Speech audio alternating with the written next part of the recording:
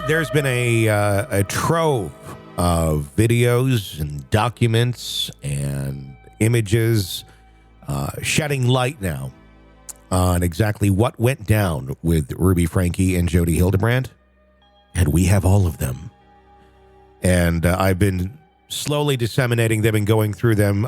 Recently, we've been listening to the phone calls, the jailhouse phone calls of Ruby Franke and Jodi Hildebrandt. There's more to come, so be sure to press subscribe so you don't miss that on the Hidden Killers podcast channel or the True Crime Today podcast channel.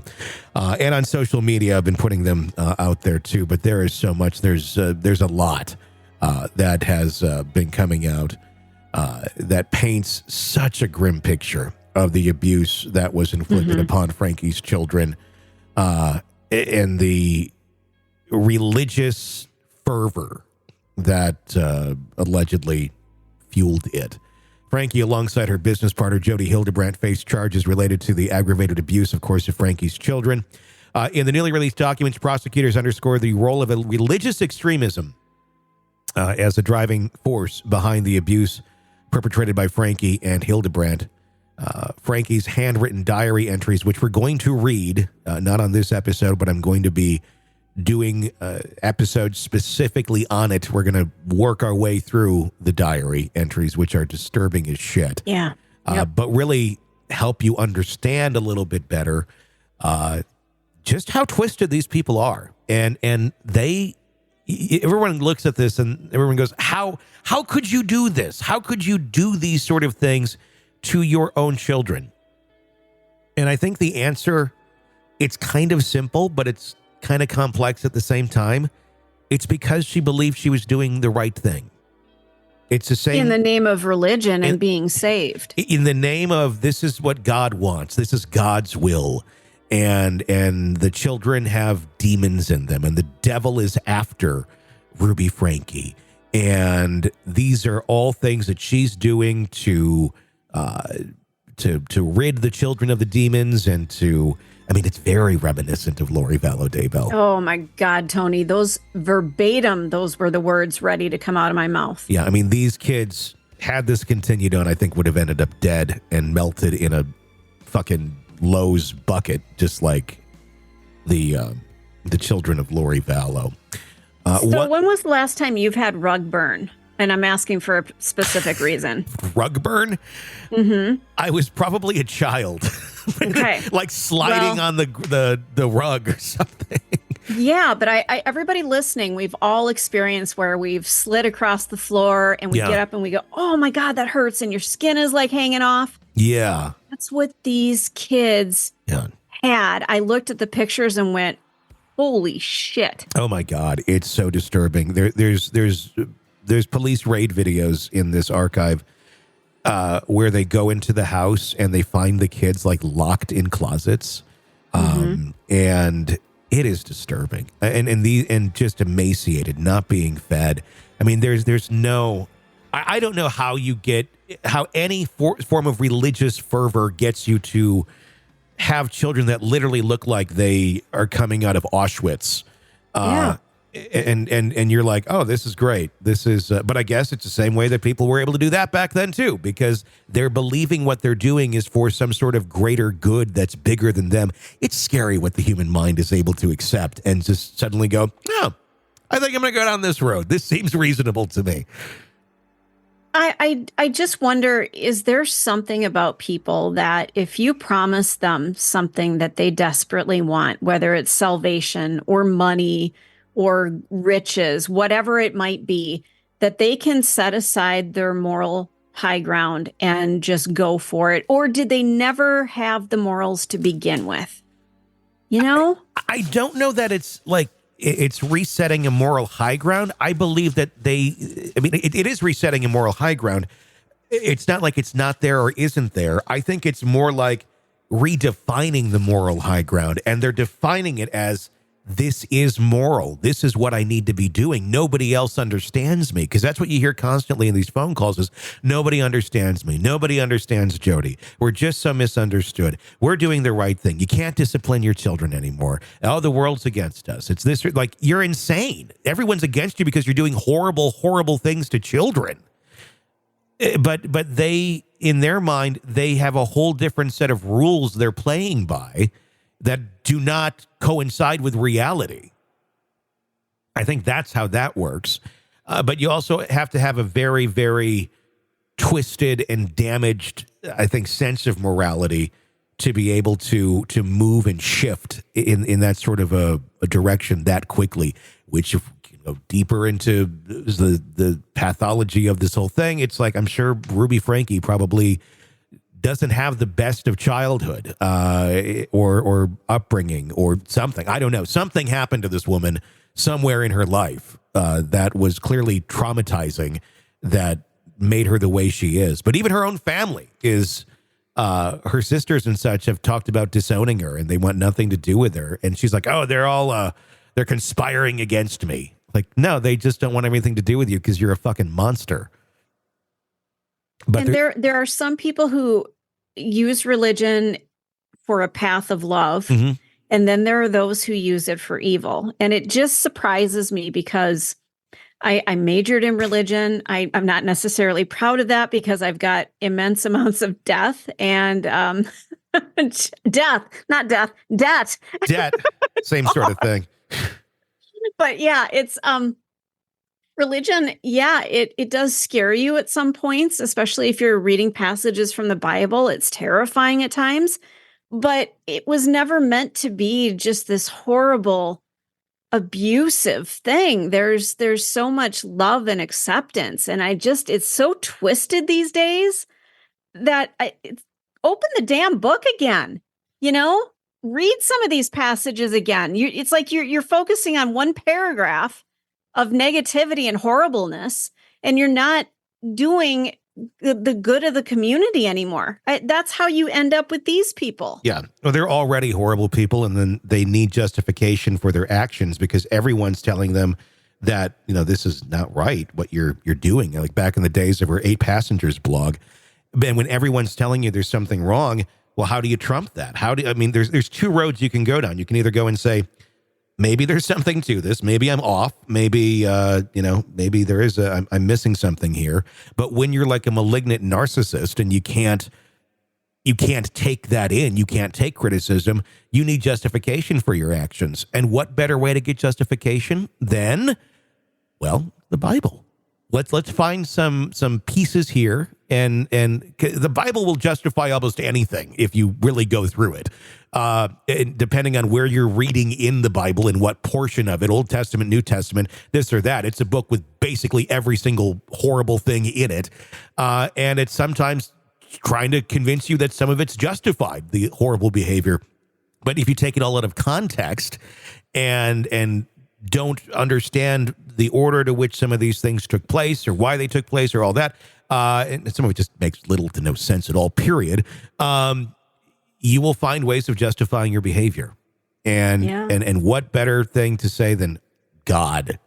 God is the one behind this. And I'm doing the work of God. But it's just as funny because as she got in trouble for all these things in the jailhouse phone calls, when she starts to kind of, there's like 2 sides of Ruby Franke in those calls. One where she is very much still on the side of Jodi, and then one where she's like kind of wising up and realizing that might not be the best move. And then she's suddenly going, oh, it's not God. It's the devil that's behind all this. It's not God. It's the devil.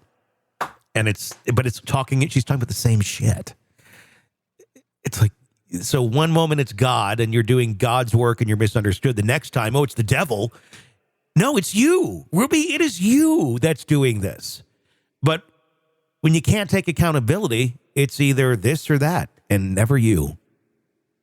And I just worry that we're dealing with mental illness here. Some of these people, completely. Well, obviously we are, but some of these people who are hiding behind the guise of religion, saying, I'm doing this in the name of God. Are you though?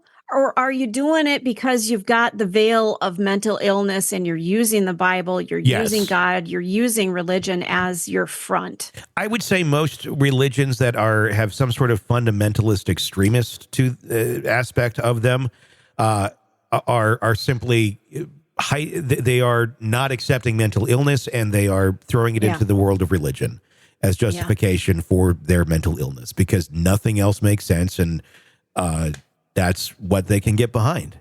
And that's where you see it. And that's also typically when you have like little sects of weirdness here and there. And I'm not saying like big things can't have it either. Look at the fucking Catholic Church. Yeah. But those smaller ones are scarier to me because they operate without a whole lot of accountability, without a whole lot of people. And if you really look at the people involved in some of those things, it's fucking mental illness city. Yeah. If you looked at them. Yep. And I've seen some of that. I've watched even a family member get steeped in religion suddenly. Yeah. And shaking my head going, what's going on over here? I understand that you want to belong and you want community, but you're also swallowing a whole bunch of beliefs that 10, 20 years ago you never would have bought into. Well, and now it's just like candy, like give it to me. Well, mentally ill people, I mean, and we all, I think, have a level of it to a certain extent, but there's certain extremes here. There's personality disorders and there's all these sort of things where eventually they get shunned from society because of their bad behavior. And they're so desperate for acceptance and understanding, quote unquote, that when they find it, which is quite often in some sort of a religious setting, they'll take it and they'll eat it up. Reality be damned, or how extreme some of these people may be damned. But I finally have acceptance, so I am going to cling on to that. And I will be cool with pretty much anything they say or do because I finally have someone who accepts me and understands me. Do we just need more nightclubs where more people are accepted? Like, think of Cheers, where people can just go in and everybody knows them and they belong. Is that what we need more of then? Well, then we start mixing alcoholism into the... That's a good point. And glorifying it as like, hey, it's Cheers. It's... we need better ways of coping and teaching people how to cope from a younger age, so they don't feel that they need to go to such extremes to find acceptance. That's what we need. And we're missing that. We focus far too much on things that are not going to help us in reality or our lives, in our education system.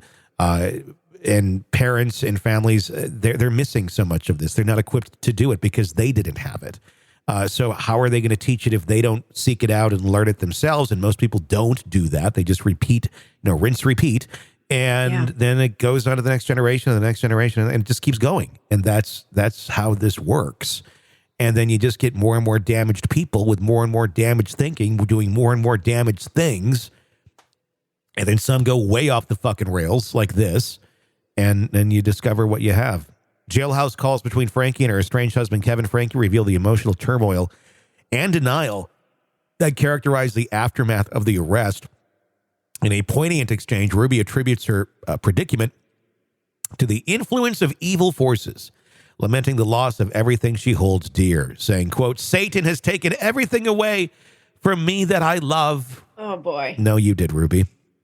Reflecting on her plight from behind bars, her husband, Kevin, responds with reassurance, vowing to uphold truth within the family amidst the turmoil. The case culminated in the sentencing of Franke and Hildebrandt, each facing prison terms for their roles of the abuse. Despite Franke's pleas and denials, evidence presented by prosecutors presented a very grim portrait of the suffering endured by the children, underscoring the gravity of the charges. They've both been sentenced to 4 consecutive 15-year sentences, which, if you do the math, would equal 60 years. But the statute in Utah, because it's fucking Utah, only limits them to 30. So that overrides the actual sentencing. So 30 years. Good news is they're not parenting children anymore. Yeah. These kids are hopefully somewhere safe and starting that healing process that I don't know if they're ever going to heal from this. Sure. They may not have children in the future because of what happened to them. I chose not to have children because I had a really sadistic father, and I didn't want to carry it on. I trust that I would never do what he did, but I didn't want to take that chance. Now my 2 brothers have had kids, and one of the brothers went off the rails and just horribly abused his kids. So to me, I'm kind of like, if you come from a really abusive situation, maybe the best thing is to not have kids yourself. Well, unless you are healed and you are not looking at that in any way, shape, or form as being the right way of being raised. Right. And right. that's a big problem. And sometimes you look at it as not being the right way, and then you repeat the pattern. But this is clearly something where there is such depths of mental illness here with Ruby Franke and Jodi Hildebrandt that it went to this crazy extreme. Those phone calls are very interesting. Be sure to check them out here on the Hidden Killers podcast and True Crime Today. If you're listening on the Murder in the Morning channel, please subscribe over there because that's where those are, and you'll be shocked. I can hear these calls right now in my head where she's saying these things, and it is interesting study in mental illness. Want to listen ad-free? Want advanced access to all of our interviews before anyone else? Become a True Crime Today Premium Plus subscriber on Apple Podcasts. You get every episode commercial-free. So you can binge on true crime until you can binge no more. Search True Crime Today Premium Plus on Apple Podcasts now, or go to our podcast page and sign up now. More of the Hidden Killers podcast next.